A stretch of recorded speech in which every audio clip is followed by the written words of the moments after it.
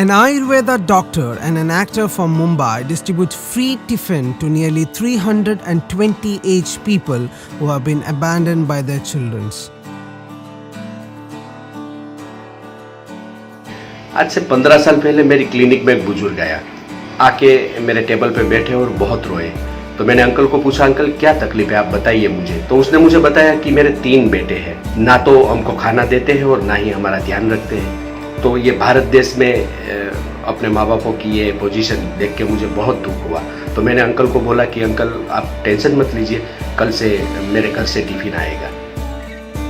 But soon, Dr. Uday realized that the problem was much bigger and deeper than he ever imagined.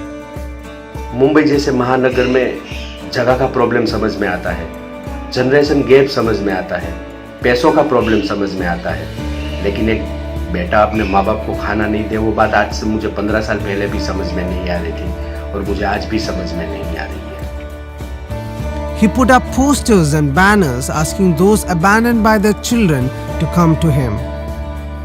तो पहले ही week में मेरे पास कुछ 11 नाम आए और इस 15 साल की जर्नी में आज करीबन 325 माँ बाप का एक मैं लोटा बेटा हूँ और मुझे गर्व है कि मैं इन 325 लोगों को घर तक खाना पहुँचाता हूँ।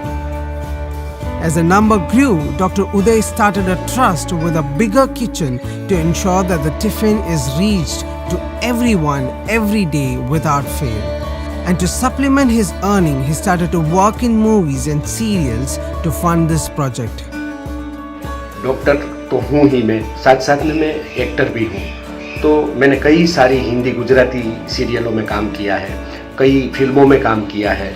हिंदी सीरियलों में मेरे पास तारक मेहता का उल्टा चश्मा, पवित्र बंधन, CID, यम है हम जैसी कई मातबर सीरियल मैंने की है और उनमें से जो आमदनी होती है मेरे पास वो मैं ये टिफिन सेवा में अर्पण करता हूँ। Dr. Uday's commitment to this cause is much deeper than simply providing a tiffin. He looks after the emotional and mental well-being of his parents as well. He takes them all to a family picnic along with his actual family. तो हम लोग उसको हर 3 महीने में कहीं मुंबई के आजू बाजू की जगह में घूमने लेके जाते हैं।